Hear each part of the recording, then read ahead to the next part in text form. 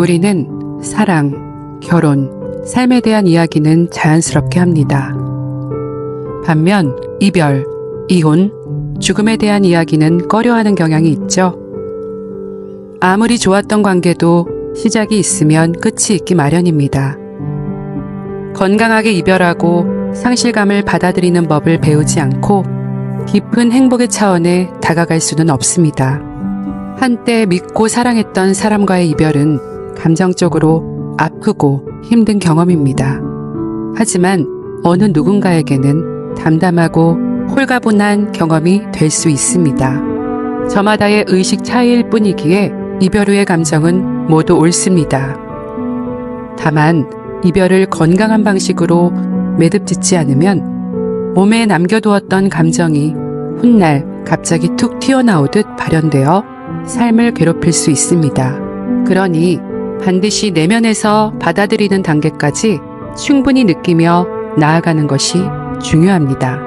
우리 몸속 세포가 주기적으로 바뀌듯 관계에도 성장기가 있습니다. 처음부터 마지막까지 건강한 관계를 유지해 나가는 유기체 같은 관계도 있지만 관계 회복을 위한 노력을 기울여 봤지만 최초에서 멀어져 서로에게 필요한 에너지를 조금도 줄 수 없게 된 경우도 있죠.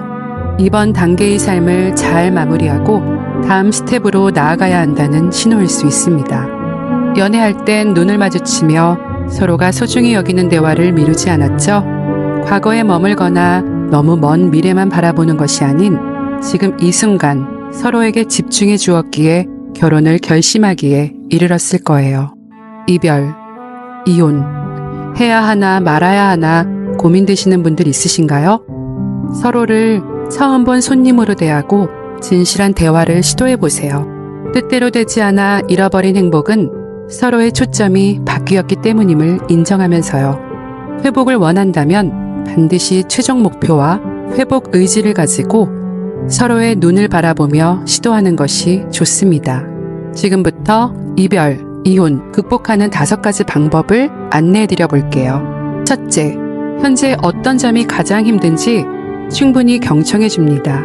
10분, 30분 이런 식으로 시간을 정해서 한 사람씩 이야기하되 중간에 말을 막지 않고 끝까지 들어주는 게 포인트입니다.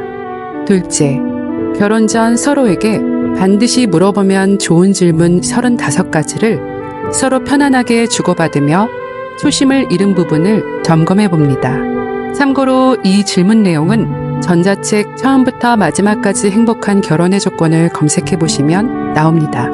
셋째, 매일 솔직한 마음을 담은 편지나 짧은 메시지를 주고받습니다. 넷째, 서로가 원하는 부분을 정리해 타협점을 찾아봅니다. 마지막으로 5째, 서로를 미움 없이 용서하고 용서받는 습관을 들입니다. 이 과정을 한 달 정도 지속해 보세요. 과거의 낡은 패턴이 깨지고 다시 새로운 패턴이 자리 잡는 최소한의 시간이기 때문입니다. 행복에 대한 관념과 서로에 대한 집중력이 남다른 경우 한두 번의 경험만으로도 순식간에 회복될 수 있습니다. 그러나 연애나 결혼 초와 달리 삶의 목표와 방향성이 어긋나 있거나 10초 이상 서로의 눈에 초점 맞추는 것조차 어렵다 판단되는 경우엔 헤어지는 것이 낫습니다. 서로를 살리는 길을 용기 있게 선택하는 일입니다. 하지만 헤어져야 한다는 걸 알면서도 익숙한 삶을 벗어나기 귀찮거나 미지의 삶으로 나아가기 두려운 나머지 예측된 불행을 선택하는 경우가 많죠. 하지만 이런 이유들로 이별을 미루는 건 소중한 나와 상대에 대한 예의가 아닙니다. 이별에도 준비가 필요합니다. 갑작스러운 통보는 상대의 감정을 자극시킬 수 있기에 자연스럽게 이별을 받아들일 수 있도록 한두 달 전부터는 명료한 신호를 주는 것이 중요합니다. 그래야 상대가 마음의 준비를 할 수 있을 테니까요. 퇴사할 때도 마찬가지죠. 왜 퇴사하는지 정직하게 말하고 내가 머물렀던 자리를 아름답게 마무리하고 떠나는 태도는 오래오래 잊지 못할 사람으로 기억되게 할 것이며 앞으로 이어질 새로운 삶에도 큰 복을 불러일으키는 행위입니다. 마음이 건강한 사람의 경우 상대의 정리된 감정을 존중할 줄 압니다. 상대가 진심으로 원했던 바를 충분히 경청할 마음의 여유가 있을 거예요. 최초의 감정까지 거슬러 올라가 주되 이별의 결정적 계기가 된 핵심 감정들을 헤아려 주려 할 겁니다. 회복 가능한 문제라 여긴다면 최대한 노력도 해줄 거예요. 하지만 가능성이 없다 여길 경우 이별을 쿨하게 받아들일 겁니다. 내가 소중히 여기는 일에 집중하면서 현명하게 이겨내겠지만 올라오는 슬픔, 분노, 아쉬움 등의 감정을 회피하지 않고 충분히 느껴주는 작업도 잊지 않을 거예요. 그러다 보면 혼란한 감정이 사라지고 내면에서 이제 정말 끝났구나 하고 이별을 인정해주는 순간이 옵니다. 전혀 새로운 에너지가 차오를 거예요. 모든 아픔은 성장 신호임을 잊지 마세요. 가장 원하는 다음 스텝으로 넘어가기 위해 운동을 하거나 새로운 공부를 시작하거나 자신을 더 매력있게 가꾸는 방향으로 더 건강하게 나아가면 됩니다. 그러나 상대가 소유욕이나 의존감, 자존심, 자격지심이 강한 경우 건강한 이별이 쉽지 않을 수 있어요. 돈 요구, 폭력, 폭언, 자살 시도, 우울증, 이상행동 등 자기 파괴 감정을 불러일으키는 행위들로 상대를 지속적으로 협박할 수도 있습니다. 하루빨리 관계를 깨고 싶지만 이런 상대가 두려워 참고 사는 경우는 의외로 많습니다. 부정적 결합 상태를 건강하게 변화시킬 방법이 여기 있습니다. 현재 상황이 아무리 최악이어도 분명 좋았을 때가 있었을 겁니다. 상대에 대해 사랑할 만한 것과 감사할 만한 것을 찾아보세요. 우리는 우리가 원하지 않는 바로 그것을 더 강하게 끌어당기는 법이죠. 마음이 괴로울 때일수록 초점을 문제로부터 옮기는 작업이 필요합니다. 더 높은 주파수로 초점을 이동시킬 때 고통의 감정에서 벗어날 수 있습니다. 눈을 보며 대화하기는 부정적 진동의 결합 상태를 빠르게 깨는 최선의 방법입니다. 하지만 평소 감정적 교감이 어려웠다면 쉽지 않겠죠? 그럴 땐 이렇게 해보세요. 상대가 없더라도 마치 있는 것처럼 내 앞에 조용히 초대해보세요. 잠들기 전 가장 평온한 상태에서 온 신경을 집중해 해보시면 좋습니다. 어둠 속에서 눈을 감으면 더 잘 느껴질 거예요. 실제 마주하고 있는 것이 아니니 그간 상대가 두려워 말하지 못했던 나의 서름, 아픔, 진심으로 원했던 것들을 하나도 남김없이 풀어놓으며 해보세요. 이때 눈물이 흐를 수 있는데 막지 말고 충분히 끝까지 흘려주세요. 눈물은 영혼의 정화작용입니다.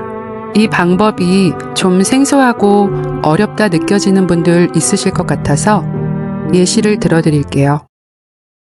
쉽지 않은 결정이었을 텐데 내 초대에 응해줘서 고마워요. 서로 아픔을 주고받아 지친 상태겠지만 지금 이 순간만큼은 우리가 진실해졌으면 해요. 당신이 누군가에게 소중한 사람인 만큼 나도 누군가에게 소중한 존재임을 잊지 말고 나를 대해줬으면 해요. 당신이 불편하고 두렵다고 해서 내 감정을 속이는 건 나 자신에게 미안한 일이라 생각해 용기를 냈어요. 만약에 자녀가 있는 경우라면요. 또 우리의 자녀가 누군가가 불편하고 두려워 원하는 감정을 표현 못하고 산다면 당신 기분은 어떨까요?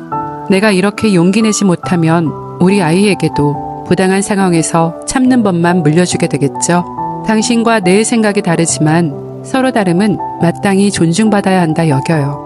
당신이 소중히 여기는 것이 뭔지 나는 느껴요. 나에게도 그것이 있는데 이 순간만큼은 진심으로 존중받고 싶어요. 지금부터 하나하나 이야기할 테니 막지 말고 경청해주면 고맙겠어요. 그리고 우리가 함께한 삶의 마무리는 서로 양심의 거울에 따라 최대한 아름답게 해주기만을 바랄 뿐이에요. 이런 식으로 원하는 걸 하나도 남김없이 정직하게 이야기하세요.